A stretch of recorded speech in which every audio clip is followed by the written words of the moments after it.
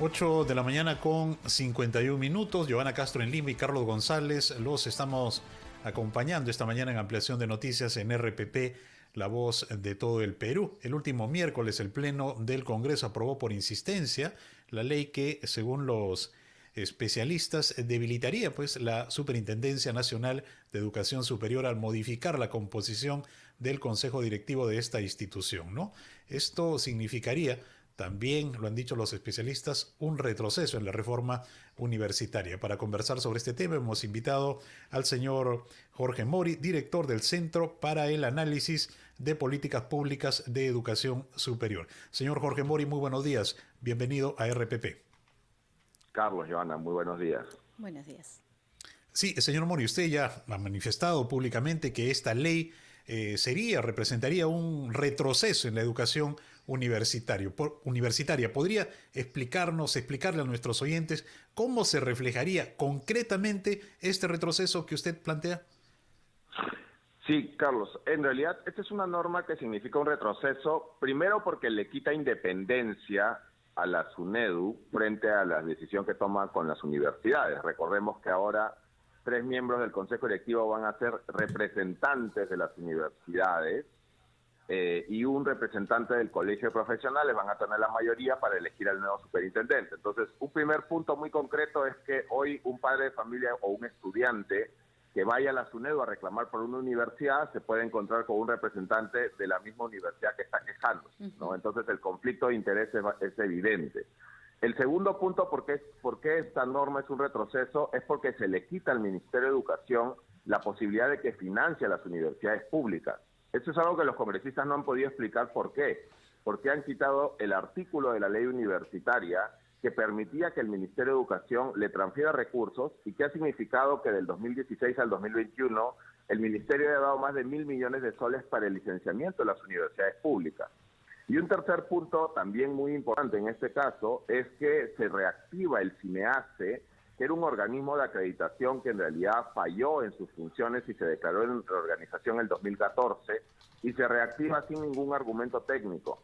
Entonces, lo que estamos frente a una norma que definitivamente va a hacernos retroceder en los avances que ya se habían logrado en los últimos años. Uh-huh. Y ahora, ¿cuánto cambia también, digamos, esta conformación del Consejo Directivo de la institución? Es decir, ¿qué tantas complicaciones podría generar para el ámbito universitario en general? Yo creo que el gran problema es el conflicto de intereses, ¿no? Es poner a las universidades de juez y parte, cuando fue exactamente eso lo que el Tribunal Constitucional señaló que estaba mal, ¿no? Porque no podían las universidades regularse a sí mismas. Es como que una empresa como Telefónica está en el consejo directivo de Ocitel, ¿no? Entonces, una universidad no puede estar en el consejo directivo del mismo organismo que lo va a regular. Entonces, creo que por ahí vienen ahorita los problemas referidos justamente a esta norma que se ha aprobado en el Congreso. ¿Dónde se va a afectar mayormente la calidad universitaria, señor Mori? ¿En las universidades nacionales o en las universidades privadas? Bueno, yo creo que en el caso de las universidades públicas, la afectación viene por dos lados, ¿no? La primera, como dije bien concreto, es que van a perder el financiamiento del Ministerio de Educación, que como ente rector les daba, o sea, hay un problema presupuestal. Y lo segundo es que vamos a volver a cómo era en la época de la Asamblea Nacional de Rectores, porque recordemos que la ley señala que la universidad pública más antigua es la que va a organizar el concurso, la convocatoria para elegir a los representantes. Eso quiere decir San Marcos, ¿no? Entonces, ahora nuevamente se va a dar lo que se daba antes del 2014, y es estas prebendas y esto, si no me llevo bien con la universidad que ha puesto al representante, voy a tener problemas políticos dentro de SUNEDU. Entonces corremos el riesgo que la SUNEDU se convierta en un aparato político de ciertos grupos de universidades contra el propio sistema, que era como funcionaba la Asamblea Nacional de Rectores. Si no estabas de acuerdo con la cúpula, nunca te daban las autorizaciones, te ponían 1000 problemas para la gestión. Con lo que lo que el país había ganado con una SUNEDU independiente era justamente que sus decisiones sean técnicas y que nadie le deba favores políticos a nadie. Por eso es que 38 universidades públicas han sacado un comunicado en rechazo a esta ley, porque las autoridades de las universidades públicas, la gran mayoría, sabe el problema que se viene con una elección de representantes de este tipo, ¿no? ¿Y lo calificaría como como que ha ganado la informalidad? Porque esto es lo que dijo, por ejemplo, la congresista Flor Pablo, ¿no? Que esto era una muestra muy clara de que la informalidad había ganado en el Congreso de la República y que afectaba, por supuesto, la educación y los avances que se venían dando. Yo creo que aquí, sobre todo, o sea, hay dos grupos muy claros que han ganado, ¿no? Lo primero son las universidades privadas que no cumplieron condiciones de calidad y que quieren entrar por la puerta falsa, porque obviamente para ellos el interés de debilitar a la independencia del organismo y de tener influencia es básicamente poder volver al sistema, y ellos lo han dicho públicamente. Entonces, un primer grupo de beneficiados son las universidades privadas con licencia negada que quieren entrar por la puerta falsa, y en segundo lugar, lamentablemente hay autoridades en algunas universidades públicas que no les gusta la supervisión y la fiscalización por parte del Estado, ¿no? Y que creen que realmente la universidad pública se puede manejar a su antojo. Y creo que esto en realidad son los grupos que finalmente se han unido para tener la aprobación de esta ley. Pero hay un punto bien importante, Joan y Carlos. Esta es una reforma que recién tiene 8 años. Es una reforma que ha mostrado sus resultados en la mejora de la calidad, en el incremento, el triple de la investigación científica que se hacía hace 8 años.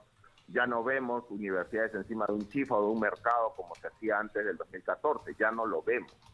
Entonces, los resultados de la reforma son evidentes, pero también tenemos que reconocer que esta es una reforma que recién empieza. Entonces, hay que tener, si bien esta ley es un retroceso, hay que mirar también sobre cuáles deben ser los siguientes pasos para que la reforma siga avanzando.